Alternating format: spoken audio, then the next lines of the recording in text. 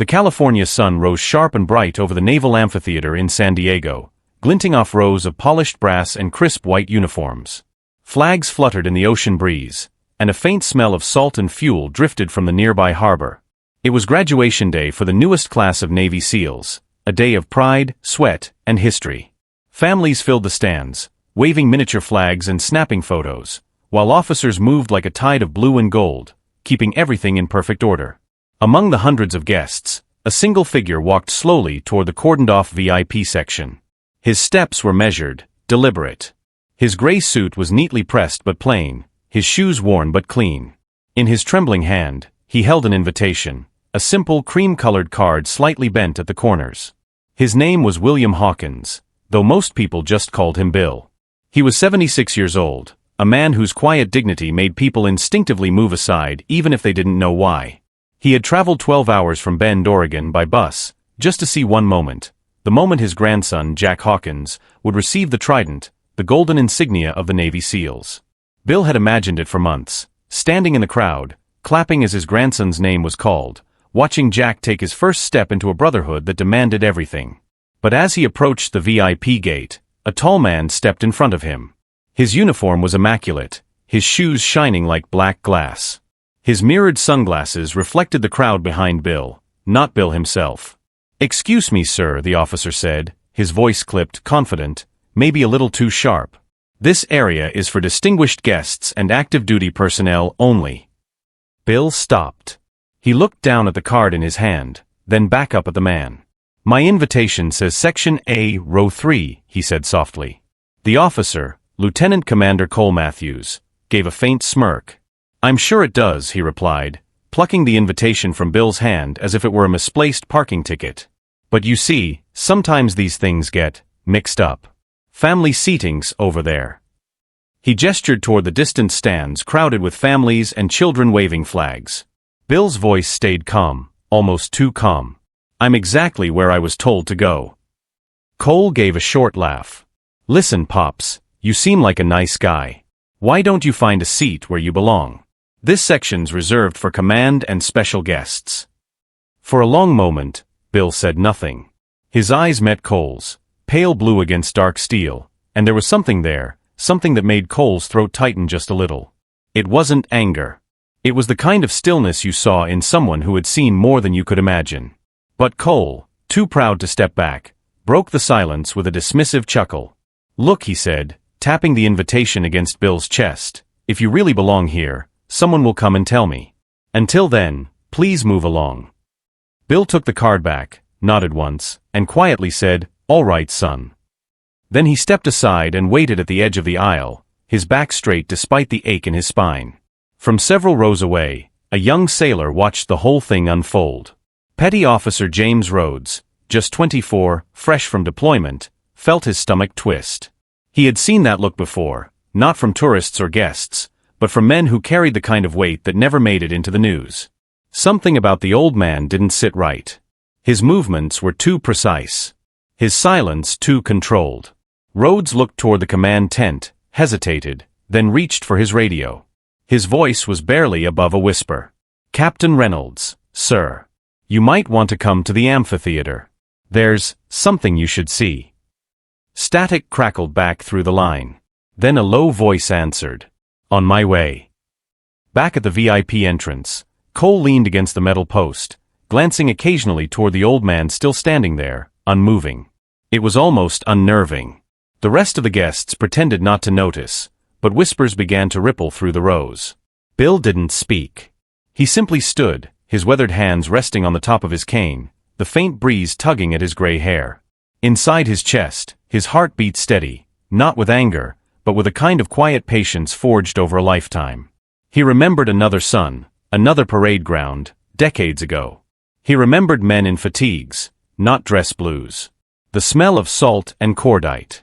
The sound of waves hitting metal hulls and orders shouted through smoke. Back then, no one questioned who he was. Now time had erased the medals, the records, and the names. And maybe that was fine. But this small moment of humiliation burned more than any wound he'd ever taken. 15 minutes passed. Then the sound of an engine broke the uneasy quiet, low, deep, official. Heads turned as a black command vehicle bearing a Gold Star license plate rolled to a stop at the side of the amphitheater.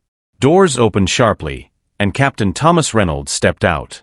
He was a tall man, his posture that of someone who carried the weight of authority without letting it show. His uniform was immaculate, but his expression was tight, focused. He scanned the crowd once, then his gaze locked on the old man standing by the VIP gate. For a brief second, his jaw clenched. Then, with long strides, he started walking. Every officer in sight snapped to attention. The murmurs died. Even the breeze seemed to pause. Lieutenant Commander Cole Matthews straightened immediately, his confidence wavering as Reynolds approached. "Captain, sir," he began, but Reynolds didn't even look at him. He walked straight past, his eyes fixed on Bill Hawkins. When he stopped, just a few feet away, the two men stared at each other. Bill's expression softened, a faint, tired smile. Reynolds took a slow breath, then brought his hand to his brow and delivered a perfect salute, sharp and deliberate, the kind reserved for heroes and ghosts. The crowd fell silent. Cameras stopped clicking. Somewhere in the distance, a seagull cried. "Mr. Hawkins," Reynolds said, his voice low but trembling with respect. "It's an honor to have you here, sir." Cole's stomach dropped. The old man. "Sir." Reynolds turned slightly toward him, his tone now like ice. "Lieutenant Commander, do you have any idea who you just turned away?" Cole opened his mouth, but nothing came out. His throat was dry, his mind spinning. But before anyone could speak again, Reynolds reached out gently, straightening the old man's sleeve. As he did, a faded mark came into view, a tattoo nearly erased by age. It showed an eagle clutching a trident through a skull, with faint letters and numbers beneath it. R71. Reynolds froze. His eyes widened, the color draining from his face. He looked up slowly, whispering words almost no one else could hear. "My God. The Ravens." The whispers began instantly, rippling through the crowd like a wave. But Bill Hawkins didn't react. He simply adjusted his jacket, nodded politely, and looked toward the stage where his grandson was about to step into a future built on sacrifices no one would ever fully understand. And as the ceremony bell rang, the world finally began to remember the name it had almost forgotten. William Ghost Hawkins. The man who once led shadows into the sea. The amphitheater had fallen into a strange kind of silence, not empty but heavy, thick with the weight of realization. Every soldier, every officer, every guest could feel it pressing against their chest. Moments ago, they'd watched an old man be dismissed like a stranger. Now, the commander of the base himself had saluted him with trembling respect. Captain Thomas Reynolds stood straight before William Ghost Hawkins, his voice clear but filled with emotion that no one expected from a man of his stature. "Sir," he said quietly, "I never thought I'd live to see you again." Bill gave a faint smile. "Neither did I, Tom." His voice was soft, rough around the edges, a voice shaped by decades of wind, war, and silence. "But I'm not here for me. I'm here for my grandson." Reynolds nodded, stepping aside as Bill moved toward the front row of Section A. The sailors who guarded the area quickly cleared the path, their eyes wide. As Bill took his seat, every head in the stands followed him. Whispers moved like waves. "Who is he? Did he say ghost? The Ravens, are they real?" Cole Matthews still stood frozen near the entrance, his chest tight. Shame burned through his veins like acid. He wanted to say something, to apologize, to explain, but his mouth refused to form words. The moment had swallowed him whole. Reynolds turned to him, his expression unreadable. "Lieutenant Commander Matthews," he said evenly, "you just turned away one of the founding fathers of the SEALs. The man who wrote the first field manual for amphibious infiltration. The man who led a unit so classified it was erased from Pentagon records." Cole's throat went dry. "Sir, I didn't know." "No," Reynolds interrupted, his voice low, dangerous. "You didn't. And that's the problem." The crowd had begun to settle again, but a strange tension lingered in the air.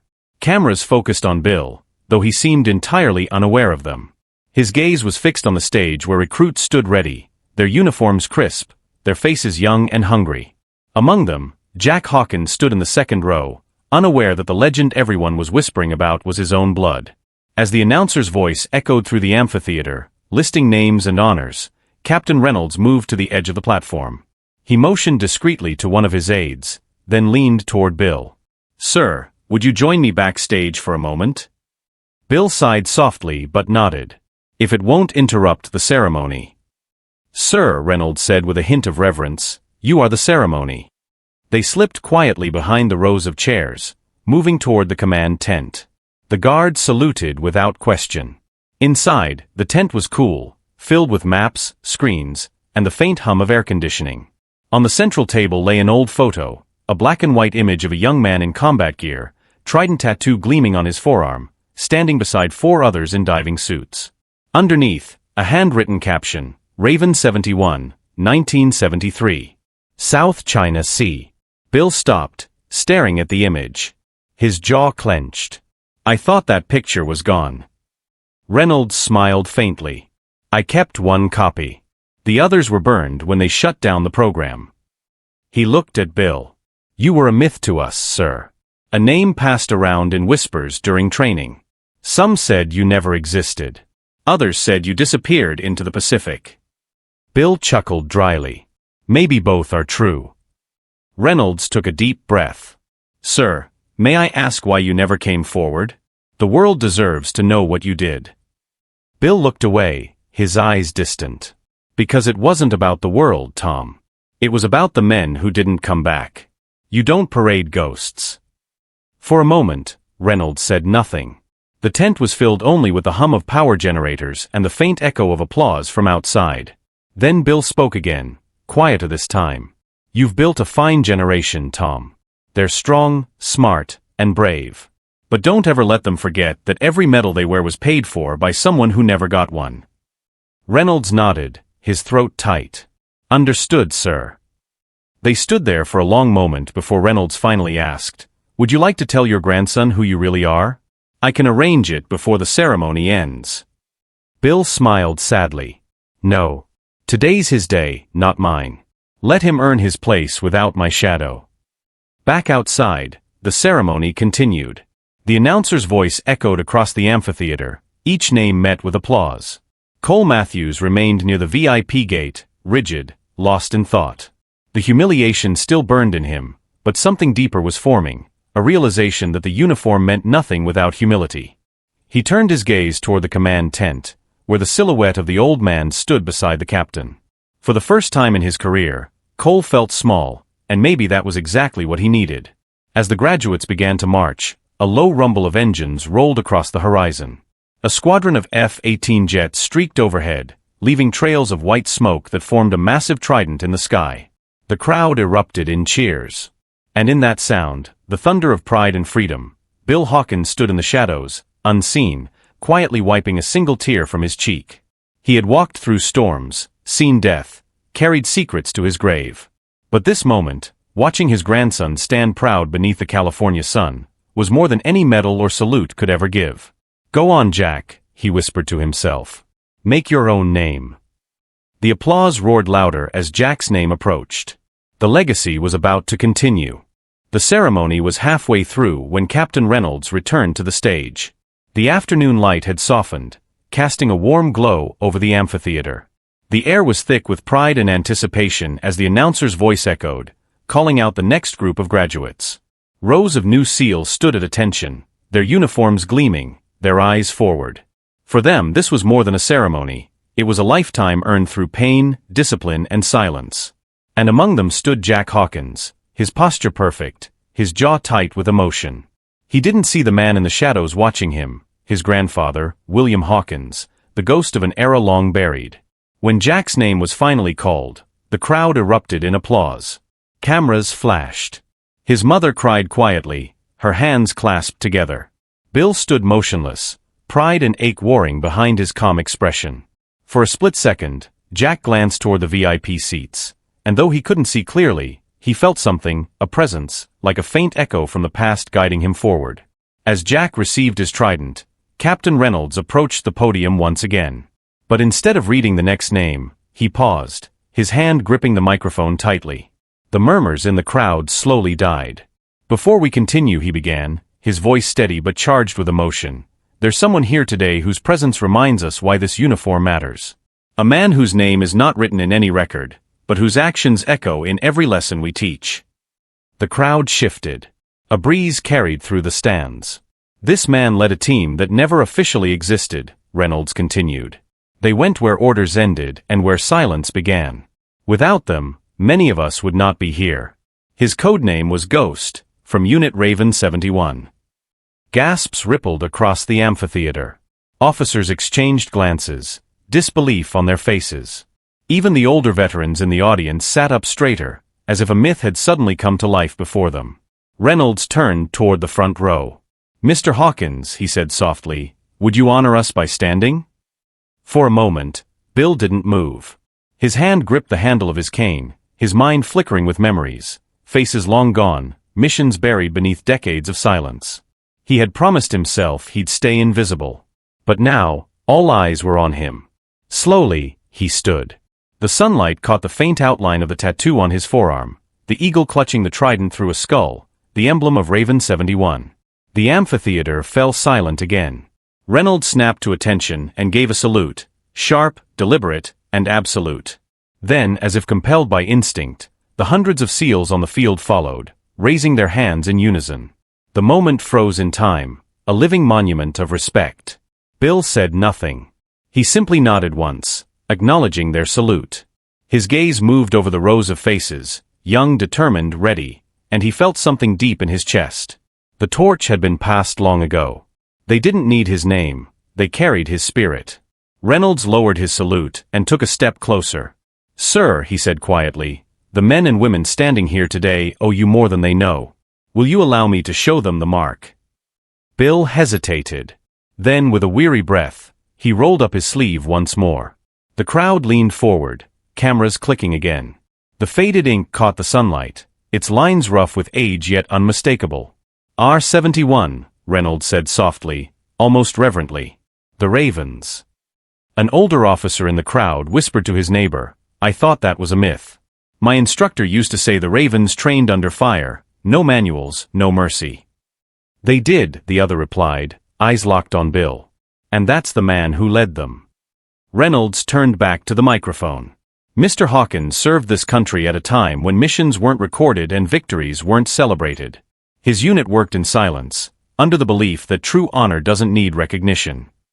The applause that followed wasn't loud. It was slow, rising like a wave, deep and solemn. Every clap was deliberate, every sound carrying weight. Cole Matthews, still standing near the edge of the field, swallowed hard. His arrogance from earlier now felt like a stone in his throat. He couldn't look away from the old man. He saw something in him, something he'd never seen in medals or titles. Grace. Purpose. A kind of power that didn't need to shout. Reynolds glanced at Cole, then spoke again, his voice low but commanding. "Let this day be a reminder to all of us. Rank is temporary, recognition is fleeting, but honor is eternal." Bill lowered his sleeve, his eyes glistening in the afternoon light. He turned toward the stage where Jack stood, still at attention, the trident now shining on his chest. Their eyes met, and for the first time, Jack realized who the man was. Shock washed over him. Then pride. Then tears. The truth struck him like a heartbeat. Ghost Hawkins was Grandpa. But before Jack could speak, Bill raised a finger to his lips and gave a faint smile, a silent gesture that said, "Don't tell anyone." Then he mouthed 3 simple words, "It's your turn." The young SEAL straightened, the meaning of that moment carving itself into his soul. The Raven's legacy had not vanished. It had simply been waiting for the right hands to carry it forward. The ceremony continued, but for those who had witnessed that moment, the world had shifted. And for Cole Matthews, who had seen his arrogance crumble into awe, it was the beginning of a lesson that would change his life forever. The ceremony concluded under a sky streaked with amber light. The sound of applause faded into the steady rhythm of boots marching and flags rustling in the wind. The graduates gathered in formation for final inspection, while the guests began to disperse, all except a few who lingered, still whispering about the old man with the tattoo. Captain Reynolds walked beside William Hawkins, his voice low and steady. "Sir, I hope you don't mind what I did out there. The men deserve to know who stood among them." Bill smiled faintly. "You did what you thought was right, Tom. Just remember, legends have weight. And too much weight can crush the next generation." Reynolds looked down, thinking. Maybe. But they need to see what honor looks like when the metals fade. They stopped near the end of the pier where the ocean shimmered beneath the setting sun. Bill's eyes softened. The sea always had that effect on him. It was home and grave at once, keeper of things never spoken. I remember this smell, he murmured. Salt and oil. We used to launch from a place just like this years ago. No fanfare. No spectators. Reynolds said nothing, just listened. He'd learned long ago that when men like Hawkins spoke, you didn't interrupt. Back then, Bill continued, we didn't have gear that worked half the time.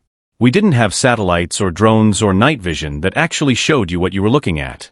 We had a compass, a watch, and our instincts. That was enough. He paused, his voice lowering. Until it wasn't. The waves crashed softly against the wooden posts. Reynolds turned toward him. You lost men out there. Bill nodded. Too many. And every one of them taught me the same thing. You can't train courage, Tom. You can only live it. They stood in silence. The sound of the ceremony in the distance, laughter, voices, the faint melody of a military band, seemed far away, like a memory fading into the surf. Then footsteps approached. When Reynolds turned, he saw Lieutenant Commander Cole Matthews, walking slowly, hat in hand. His face was pale, his movements uncertain. Sir, Cole said, his voice strained, may I speak with you? Reynolds glanced at Bill, who nodded once. Cole swallowed hard before continuing. Mr. Hawkins, I owe you an apology. I didn't recognize who you were. I treated you with disrespect. There's no excuse for that. Bill studied him quietly for a long moment. His eyes weren't angry, they were calm, almost kind. Son, he said softly, the problem isn't that you didn't recognize me. It's that you didn't see anyone worth recognizing. Cole's head dropped. The words hit him harder than any reprimand. Bill continued, his tone gentle but firm. When you put on that uniform, you stop seeing titles. You stop seeing age. You see service, past, present, and future. That's the only rank that matters. Cole blinked hard, his voice barely above a whisper. You're right, sir. Bill took a step closer. You've got the heart, Lieutenant. But pride can blind a good soldier faster than fear ever could. Learn from this. Lead with respect, not with your rank. Cole nodded, his throat tight. I will, sir. Reynolds folded his arms, his tone softer now. Consider this your lesson, Matthews. And a second chance. Bill smiled slightly. No punishment, Tom? Reynolds chuckled. No. But I think a little education won't hurt him. He turned to Cole. You're being reassigned to Naval Archives at Washington Navy Yard. You'll spend the next 6 months studying the history of the SEALs, every page, every name, every forgotten operation. You'll learn where this brotherhood came from. Cole blinked. The archives, sir? Reynolds nodded. Yes. You'll read until you understand what that uniform truly means. Consider it an honor, and a debt to the past. Cole exhaled, then stood at attention. Aye, sir. He turned to Bill. Thank you for not giving up on me. Bill placed a hand on his shoulder. Don't thank me, son. Just make sure you don't forget. The young officer saluted, a gesture crisp and full of meaning now, before walking away down the pier. As his footsteps faded, Reynolds looked at Bill again. You handled that better than I ever could. Bill smiled. When you've led men into silence, Tom, you learn that punishment doesn't build character. Understanding does. Reynolds nodded slowly, his respect deepening even further. The last rays of sunlight danced on the water, painting the sea in gold. Bill took a deep breath, the air sharp and clean. You know, he said quietly, I used to think silence was peace. But now I think silence is just the space where you decide what kind of man you'll be next. Reynolds watched him, realizing how rare it was to stand in the presence of a man who didn't just talk about honor, he embodied it. Tom, Bill said after a moment, take care of my grandson. Don't tell him everything. Let him build his own story. I will, sir, Reynolds promised. Bill nodded once, his gaze fixed on the horizon. The ocean breeze caught the edges of his jacket, lifting it slightly, as if the wind itself recognized him. Good, he whispered. Then we're done here. The two men stood in silence as the flag over the amphitheater was lowered, its colors catching the last light of the day. In that stillness, between the hush of the sea and the echo of distant applause, William Ghost Hawkins looked out over the water one last time, and smiled. He had seen arrogance humbled, youth inspired, and history remembered. And in that quiet moment, he knew the mission was complete. Night settled over San Diego, soft and calm, the kind of night where the wind carried the faint hum of the ocean and the low echo of distant drums from the base. The graduation had ended hours ago, yet the field still shimmered faintly under floodlights as crews folded chairs and lowered banners. Most of the guests had gone home, leaving only the echoes of celebration behind. But one figure remained seated near the empty rows of the Naval Amphitheater. William Ghost Hawkins. His hands rested on his cane, his body still, his eyes fixed on the stage where his grandson had stood earlier that day. The golden trident pin gleamed faintly in his mind, a symbol he had once earned in a world that would never speak his name. The sound of footsteps drew closer. "Grandpa." Bill turned, and there was Jack Hawkins, now dressed in civilian clothes but still standing tall, the trident pinned proudly to his chest. The young man's voice trembled, not from fear, but from awe. "I didn't know," Jack said softly. "All this time, you never told me who you were." Bill's eyes softened. "Because it wasn't important, Jack. Who I was doesn't matter. Who you become does." Jack sat beside him, silent for a while. The waves from the nearby shore broke against the docks, rhythmic and gentle. "When Captain Reynolds saluted you, everyone did. I've never seen anything like it. You could have told them. You could have told me." Bill chuckled, his voice dry but warm. "And what would that have changed? You still had to earn that trident. You still had to bleed for it. Pride doesn't need an audience, son." The young SEAL looked down at his hands. "I thought I understood what this symbol meant," he said quietly, touching the trident on his chest. "But now I realize. I didn't know anything." Bill leaned back slightly, the wooden bench creaking beneath his weight. "That's how it always begins," he said. "When we first wore it, we thought it made us invincible. But this," he tapped Jack's chest gently, "this isn't armor. It's a promise." Jack looked up. "A promise. A promise to the ones who didn't make it home. To carry their silence with honor. To lead without arrogance. To serve without expecting applause." The words hung in the air like a prayer. The younger man nodded slowly, understanding that the weight on his chest wasn't just gold, it was history. Bill smiled faintly. "The hardest part isn't surviving, Jack. It's living afterward. Learning how to breathe when the war is over. That's the real mission." Jack's eyes glistened in the dim light. "You talk like it never ends." Bill looked toward the horizon, where the Pacific stretched endlessly into the dark. "It doesn't," he said. "It just changes shape." A long silence passed between them, the kind of silence that didn't need to be filled. The kind of silence that spoke louder than words ever could. Finally, Jack broke it. "They called you Ghost," he said. "Why?" Bill chuckled softly. "Because I always came back when no one thought I would. And when I didn't, they still saw me in the waves." He paused, his gaze steady. "But truth is, I wasn't a ghost. I was just one of the lucky ones who lived long enough to disappear." Jack's throat tightened. "You're not invisible to me." Bill smiled, proud and tired all at once. "Good. Then maybe I did something right." He reached into his coat pocket and pulled out a small weathered coin. The edges were smooth from decades of being carried in silence.